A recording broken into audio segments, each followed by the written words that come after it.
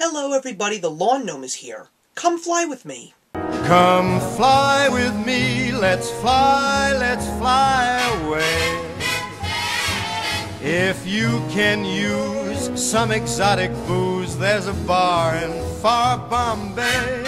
Come fly with me, let's fly Even though away. I'm in the middle of the craziness of St. Patrick's Day jollies and the insaneness of March Madness, I still felt that I had to get a little review in this week. So we're going to talk about a television show.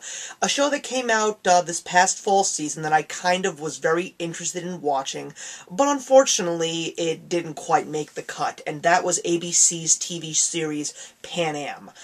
It's the story that takes place, of course, in the 1960s, during the time when people were really starting to believe in the jet age and when the turbulent times of the 60s were starting to begin. It's a really good and very well put together show with a really great cast, and that's why I really enjoyed it, even though it really wasn't overly dramatic or extremely action-packed or just not in your face. It was a very fun, very wholesome television show, and I think what I really liked about it was the fact that it captured all the major events that were happening in the 1960s. You see a lot of very historical events and a couple of pop culture references that are thrown in, but I also really liked the cast. You had Christina Ricci, and she's one of the main reasons why I really wanted to watch that show, because I really love her as an actress. And you've also got newcomers like Margaret Robbie and Corinne Vanasse, as well as Kelly Gardner. All four of these girls, while they were all best friends, they were all very different from each other. One was very motherly, one was very innocent, one was very wisecracking, and the other one was just a very soft, heart of gold kind of girl.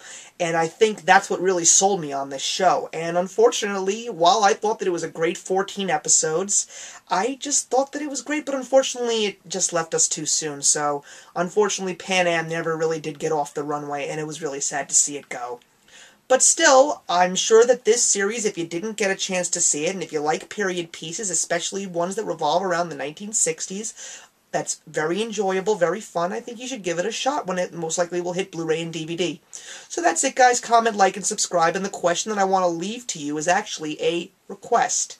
I want to ask you all a very important question.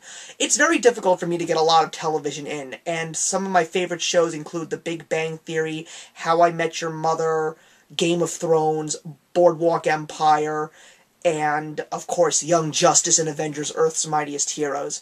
Normally, I can barely put all of that into my head before it literally implodes, so now that Pan Am is cancelled, I kind of have a void to fill. What show do you recommend out there that you think I should watch? I'm the Lawn Gnome, and remember that actions speak louder than words. And stay tuned, guys. I've got some great movie reviews coming up in the coming weeks with the Lorax and 21 Jump Street. Really looking forward to seeing them. See you soon.